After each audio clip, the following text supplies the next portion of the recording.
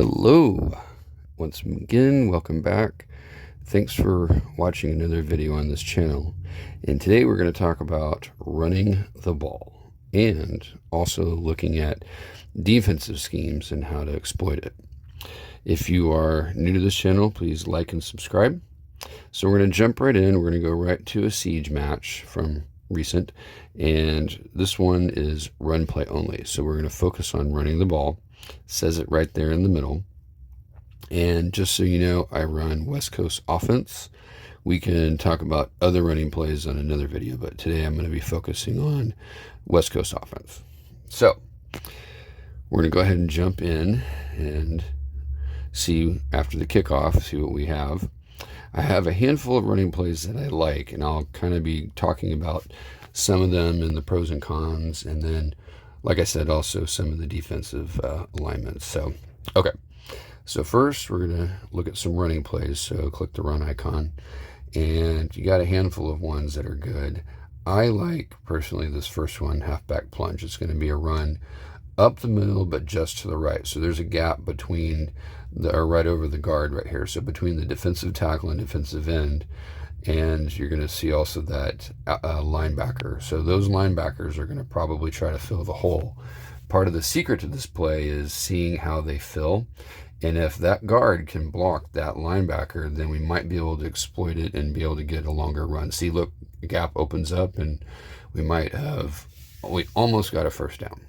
Okay, so that's one of my favorite plays. Let's look at a couple others. If you scroll down here, you got a handful of ones where it's primarily the running back. Now, power O and halfback stretch, these are too good, but these take like an extra second to develop, and that extra second means sometimes they can penetrate. Same thing with halfback surge and halfback off tackle. So for really difficult defenses, you might want to avoid those. They're not bad plays, but if your protection breaks down, a lot of times you'll be tackled in for a loss in the backfield. I'll show you what I mean. This is power O, so we're going to go ahead and see how it takes like that extra little second, but I did get it at the yard. And so these are also good on like first and second down where it's not as critical, and if you want to save your better run plays for later in the drive, because you do only have two plays each for the drive. This is halfback sweep. It's going to go back to the, in this case, left side. It does take a second or two to develop, and it's also the only play out of the shotgun. So it's not bad, but depending on how your line blocks will give you an idea about how it goes. So, and then on this play right here, it's going to be the quarterback going to the side and then meeting the halfback about halfway, and then the halfback's going to take the handoff. This is halfback stretch. That linebacker, if is blocked, is going to greatly help, and those other defensive players are going to slant to the right. So let's see if that linebacker is blocked. Very good job by the wide receiver, but again, because it took a second, the defensive end was able to get the running back. Okay, so now we're in third down, so we got to kind of be careful here. We want to get at least 3 yards if we can. So when I need at least 2 to 3 yards, I look for these plays up the middle, especially if you have a fullback blocking ahead. So halfback lead dive and halfback dive both are good, and with the fullback going ahead, a lot of times they can take on a blocker and clear the hole. Halfback sting is another one that's pretty good. That one goes to the left side, or if you want to look at it. And then this one, the halfback toss mountain, that's where the ball is pitched. It's a very good play, but sometimes, again, if defensive blocking breaks down, then you might take a loss. So we're going to do halfback blast. We're going to go ahead and go this way, the left side, and just see kind of how it goes. You got to make sure that those two defenders are blocked. So we'll see how the pass protection, or the run protection goes. There we go. Not bad. So we got probably 3 yards. So we need another 3 yards. So we're going to have to choose a similar play just to make sure we get a good shot. So we're going to do a halfback lead dive up the middle. It's going to go just to the right of the defensive tackle and to the inside of, or maybe it's between the tackles, I guess. And then that's my fullback, Franco Harris. So it helps to have a good fullback. So if he goes through and clears the way, that's going to then help. If he goes inside, then I'm going to cut outside. And also, if he cuts to the outside and blocks, then that gives a lot of times a room to go to the inside. So if you have a play where the fullback goes ahead, pay close attention to which way he goes, and then that can help spring a block. Well, that time he just knocked the defender down, which helps, and so now I got a first down. All right, so let's look at other options here. So I'm going to flip the play, and we're going to go halfback toss mountain. So it's going to be a pitch to the left. See, I'm already holding left on the control stick. And if you have a good running back, I have Walter Payton Max player. I think he's at level 7 or 8. So pretty good player for this time of the year. Halfback dive, we're going to try. You're going to go straight up the middle. Fullback dive is also something you can do. I'll use that on a lot of short yardage plays, the fullback dive on like 4th and 1 or 3rd and 2 or something like that.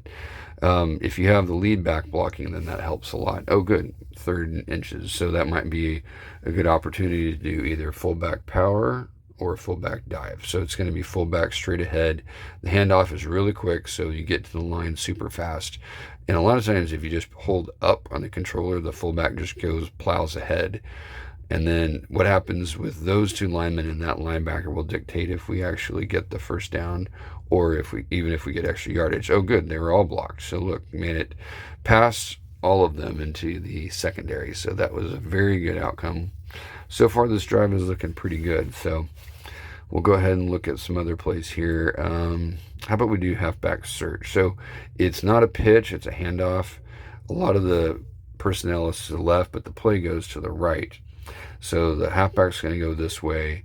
The quarterback's going to pivot and hand it to him, and then those two outside defenders are going to dictate if this play is successful or not. If they can get blocked to the inside, then I can go outside. If they're blocked outside, you might be able to cut it up the middle. So we'll just see how the play develops. Oh, that was pretty good, except I got held up on that one. I think it was a guard that was blocking right there. So that happens sometimes in running plays where you run into your own player. This one's up the middle. So if that happens, it's best just to try to bounce off of them right away. Sometimes your running back will trip, but you can't always expect to break off for 50 yards. Now, those two defensive players rolled inside before the snap, so they're going to try to stop me here. So run up the middle. We want to watch what happens with the nose guard or the nose tackle, and then see which way that player goes. If they go to the right, then that would help. If they go left, I might be able to go inside. So there we go. They went right, and we went left, and that converted on 3rd down. So you're getting the idea. So here's another run play up the middle, one of my favorites. It goes right off the guard area. So depending on how the blocks go, well, they cut inside, so that kind of stuffed that play out. So that was halfback plunge, by the way.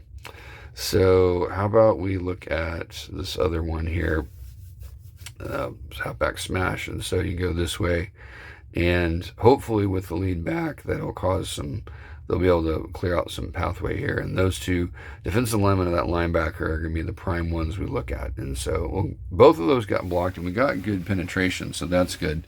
The problem is it's now 3rd and 6. And that's the problem with run plays, is that when he gets to 3rd and 4th down, it can get kind of difficult. Here's another blast or a dive up the middle.